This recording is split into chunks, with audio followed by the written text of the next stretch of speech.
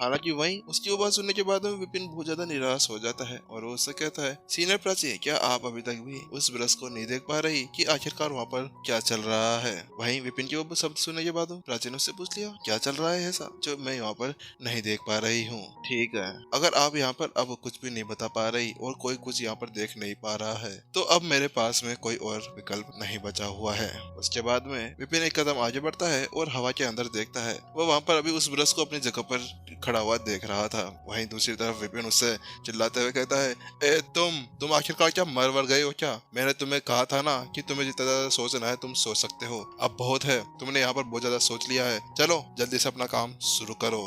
पता नहीं ये ब्रश क्या समझ रखा है। अरे मैंने इतने समय दिया, इसका मतलब ये थोड़ी ना है कि पूरा 1 साल लेकर यहाँ पर बैठ जाए। अरे ये अगर नहीं चला ना तो यहाँ पर ये सभी मेरे को लात मार मार कर यहाँ से बाहर भगा देंगे। वहीं दूसरी तरफ जब विपिन ने वहाँ पर उस ब्रश को डांटा था ना, वहीं प्राची पूरी तरह से सदमे के अंदर चली गई थी। है ये क्या?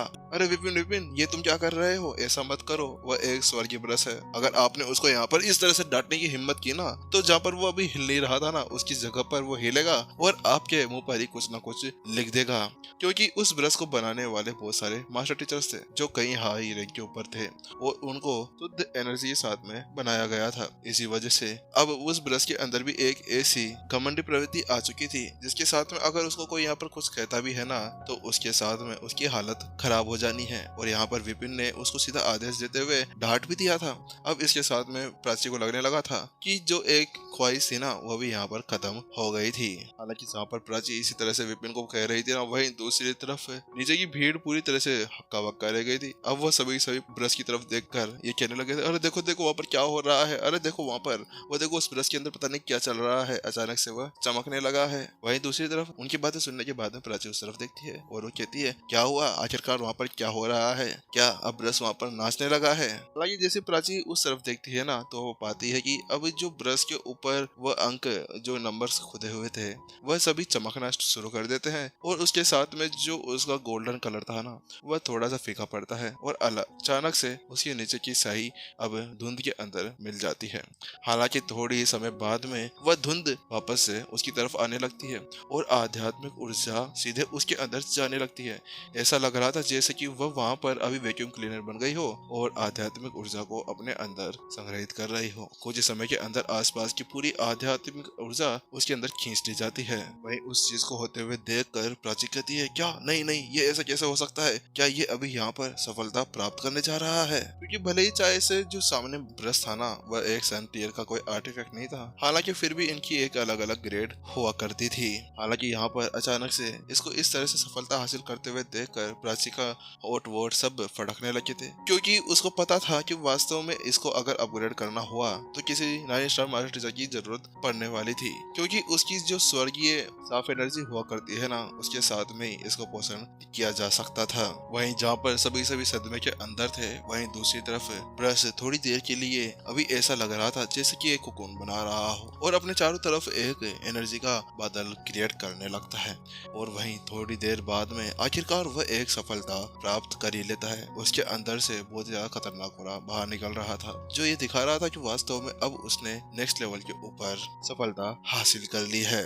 और अगले ही पल अब वो ब्रश वहाँ पर शुरू हो जाता है और अब भीड़ के सामने अब शब्दों की एक कतार लगना शुरू हो जाती है, 1 2 3 87। वो ब्रश इतना तेजी से चलने लगा था कि कुछ सेकंड्स के अंदर वह कई सारे शब्द लिखने में कामयाब हो पा रहा था। देखने से ऐसा था जैसे कि कोई रेसिंग कार वहाँ पर भाग रही हो और अभी उसके पीछे से धुआं भी निकलना शुरू हो गया था, क्योंकि अभी उसका ब्रश पूरी तरह से घिसने से जो लगा था। वहीं दूसरी तरफ उसको ऐसा करते हुए देखकर भीड़ पूरी तरह से भौचक के रह जाती है। ये क्या हो रहा है? क्या इसके अंदर कोई भूत वूत चढ़ गया है?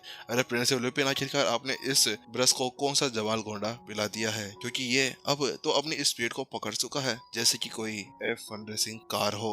प्राची और आलिम अभी उसी ब्रश को देखते जा रहे थे और अब आलिम की हालत खस्ता होती जा रही थी। ये आखिरकार कहाँ से आ गया? ए विपिन, तुमने यहाँ पर चीटिंग तो नहीं की है ना? वो मनी मन के अंदर ऐसा ही सोच रहा था, क्योंकि इतने ज्यादा समय तो वो आराम से अपनी जगह पर खड़ा था। हालांकि अचानक से एक सफलता हासिल कर लेना और इतनी ज्यादा तेजी से दौड़ने लगना जैसे कि अभी वह पागल होकर इधर उधर दौड़ रहा हो। नहीं, ये नहीं हो सकता। वहाँ पर विपिन ने ज्ञान पद्धति का यूज किया है।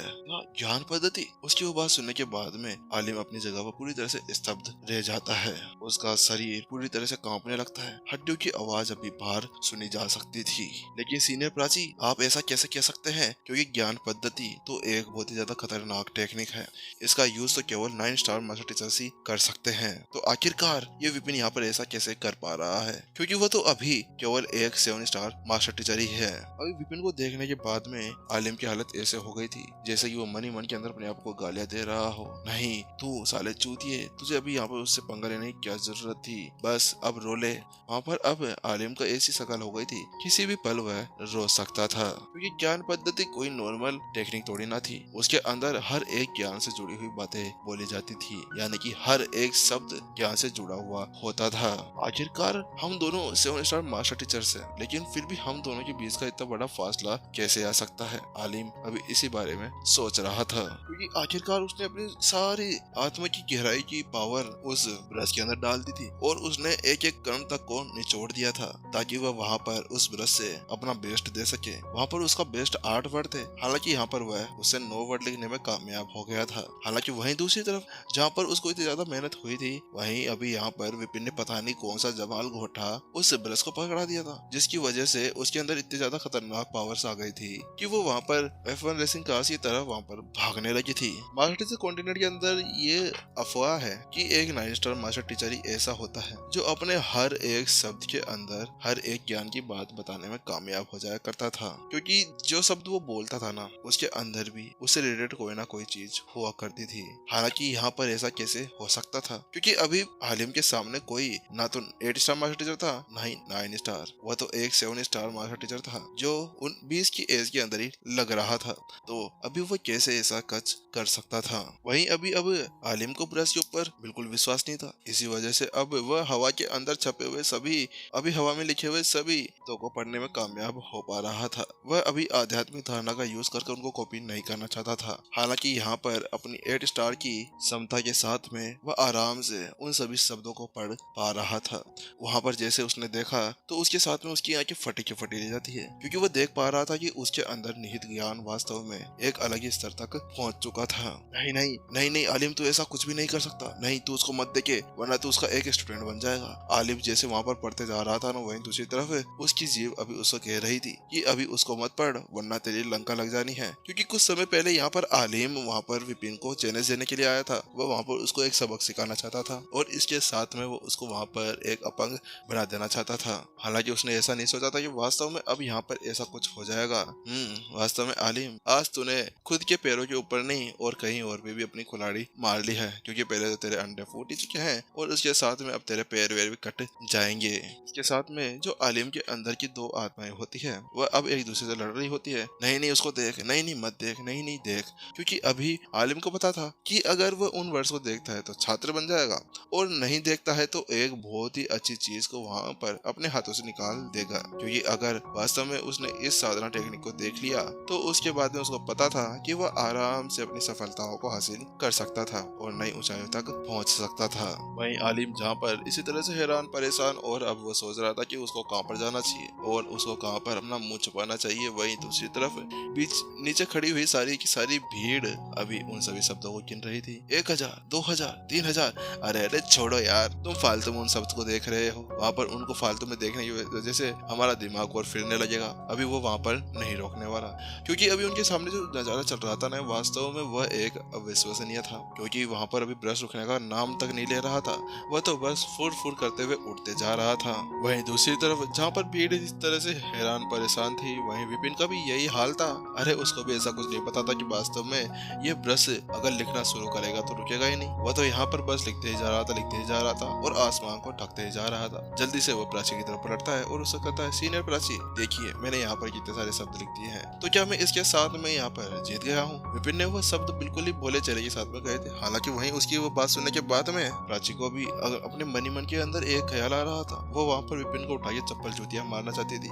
हालांकि आखिरकार वो 8 स्टार मास्टर टीचर थी, इसलिए उसने अपने संयम को बनाए रखा और उसने कहा, हाँ विपिन, तुम यहाँ पर जीत चुके हो। अरे यार, अब तुम यहाँ पर जान लेने के लिए आए होगे क्या? तुमने अभी यहाँ पर देखो कितने सारे शब्द लिख दिए हैं और इसके बाद में तुम यहाँ पर कह रहे हो कि मैं यहाँ पर जीत चुका हूँ। और उस बेचारे को देखो, आलिम को, अरे वो तो यहाँ पर बेहोश तक हो गया था। तुमने यहाँ पर बिना बेहोश हुए उस ब्रश को ही नचा दिया है। देखो, उसने यहाँ पर 5000 से भी अधिक शब्द यहाँ पर लिख दिए हैं। नहीं नहीं, 5,000 नहीं, 5,000 नहीं, उसने तो यहाँ पर 7,000 शब्द लिख दिए हैं। मैं जब बोल रही थी ना तब उसने 1,000 शब्द यहाँ पर कर दिए थे। बेशक अब आप यहाँ पर जीत चुके हैं। धन्यवाद सीनियर प्राची, आपने मेरी यहाँ पर सहायता की। विपिन ने सिर हिलाते हुए वहाँ पर अभी प्राची को धन्यवाद दिया। उसके बाद में वह ब्रश से कहता है, ठीक है अब तुम वहाँ पर रुक सकते हो, क्योंकि अभी यहाँ पर आसमान के अंदर बहुत सारे शब्द लिखे जा चुके थे। हालांकि वहाँ पर ब्रश था जो रुकने का नाम नहीं ले रहा था। इसी वजह से विपिन ने उससे कहा, हालांकि वहाँ पर वो अभी भी नहीं रुक पा रहा था। और विपिन उससे कहता है, अरे क्या है, मैंने तुमसे कहा ना रुक जाओ अभी, तुम क्या यहाँ पर पूरे आसमान को ढक देना चाहते हो? यार क्या बंदा है, इसकी एक तो सफलता हासिल करने में मैंने मदद की और ऊपर से अभी यहाँ पर रुकने का नाम नहीं ले रहा है। इस ब्रश को पता नहीं ये सीनियर प्राची कहाँ से लेकर आई है, यह तो किसी की बात भी नहीं सुनती। वहीं जल्दी से विपिन जल्दी से प्राची की तरफ पलटता है और उससे कहता है, सीनियर प्राची आखिरकार इस ब्रश को क्या हो गया, क्या इसका दिमाग विमाग फिर गया है? देखो ना मैंने इसे यहाँ पर कितनी देर से कह रहा हूँ कि रुक जा लेकिन ये रुक ही नहीं रहा। क्या वास्तव में ये यहाँ पर अभी पागल वागल हो चुका है? वहीं दूसरी तरफ उसकी वो बात सुनने के बाद में एक कड़वी सी मुस्कान के साथ में अभी प्राची उससे कहती है, विपिन मेरी बात सुनो, बात कुछ ऐसी है कि तुमने यहाँ पर अभी ज्ञान पद्धति का यूज करते हुए उसको बहुत सारी चीजें बता दी है और अब तुमने जितने ज्यादा शब्द इसको कहे हैं ना वह बिना लिखे यहाँ पर नहीं रुकने वाली है।